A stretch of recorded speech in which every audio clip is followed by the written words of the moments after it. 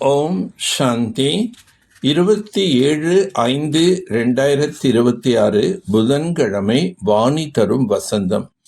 இனிமையான குழந்தைகளே, காலனுக்கெல்லாம் காலனான பாபா உங்களை காலன் மீது வெற்றி அடையுமாறு செய்விக்க வந்துள்ளார்.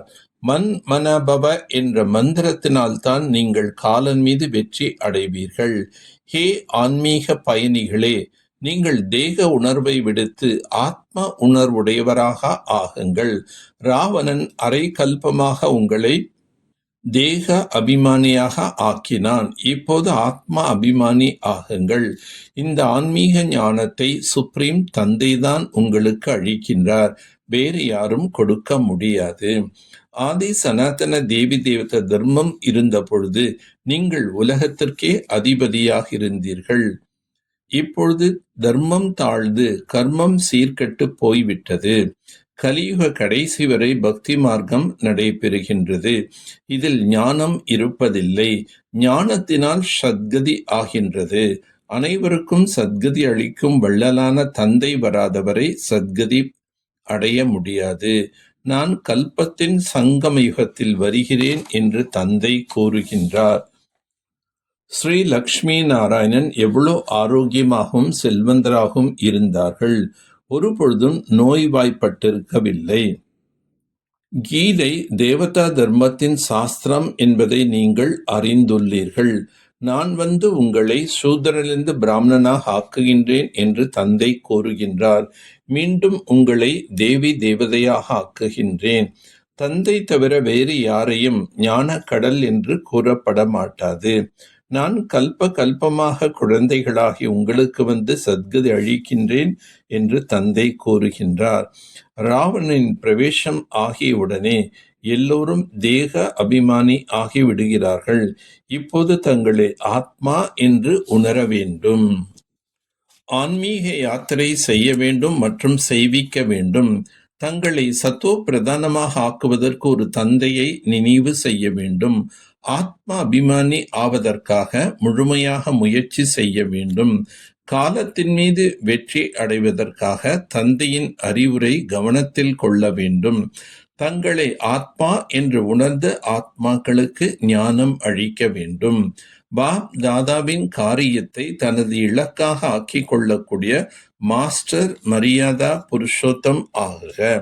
தன்னுடைய சிறப்பு அம்சங்களை சிந்திக்கும் போது போதை அதிகரிக்கும் என்று சொல்லப்படுகின்றது. மற்றவர்களின் வருமானத்தின் மீது ஒருபோதும் கண்கள் செல்லக்கூடாது. மற்றவர்களின் போதையை இலக்காக ஆக்குவதற்கு பதிலாக பாப் தாதாவின் குணங்கள் காரியங்களை இலக்காக ஆக்கிக் கொள்ளுங்கள். பாப் தாதாவுடன் கூட அதர்மத்தை விநாசம் மற்றும் சத்திய தர்மத்தின் ஸ்தாபனை காரியத்தில் உதவியாளர்கள் ஆகுங்கள். அதர்மத்தின் விநாசம் செய்பவர்கள் அதர்மத்தின் காரியத்தை அல்லது தெய்வீக மரியாதை உடைப்பதற்கான காரியத்தை செய்ய மாட்டார்கள். அவர்கள் மாஸ்டர் மரியாதா புருஷோத்தமராக இருப்பார்கள். ஞானம் நிறைந்தவராக ஆகி வீண் கேள்விகளை ஸ்வாகா செய்து விடுவீர்களானால் சமயம் மிச்சமாகும். எந்த ஒரு சங்கல்பம் வந்தாலும் மேலே தந்தையிடம் கொடுத்துவிட்டு சுயம் சங்கல்பம் மற்றவராக சென்று கொண்டே இருங்கள். கருத்து சொல்வது சமிகை கொடுப்பது வேறு விஷயம். குழப்பத்தில் வருவது என்பது வேறு விஷயம். எனவே சதா ஏக்ரஸ் சங்கல்பம் கொடுத்தோம் உடனே நிர்சங்கல்பம் ஆகிவிட்டோம் என்று இருக்க வேண்டும். சதா கவனம் இருக்கட்டும். கர்மேந்திரியங்களை வென்றவராக ஆக வேண்டும். ஏதேனும் ஒரு கர்மேந்திரியத்தின் கவர்ச்சி கூட ஒரு பாபாவுடையவராக ஆகவிடாது. ஏக்ரஸ்திதியில் நிலைத்திருக்க முடியாது. பகவான் ஆஜராக இருக்கின்றார் என்றால் உலகம் சுகஸ்வரூபமாக இருக்க வேண்டும் இல்லையா? துக்கத்தின் ரூபமா? பிறகு பரமாத்மாவை கூப்பிடுவதின் அவசியம் என்ன?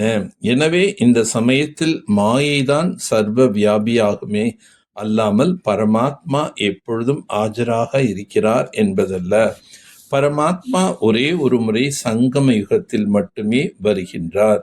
இவரது முழுமையான துணையை பிடித்து கொண்டீர்கள் என்றால் அவர் உதவி அளிப்பதில் புகழ் பெற்றவர். ஒரு அடி நீங்கள் முன்னால் வந்தீர்கள் என்றால் நான் 10 அடிகள் முன்னால் வருவேன் என்று கூறுகின்றார். எனவே அவர் முழுமையான ஆஸ்தி அளிக்கின்றார்.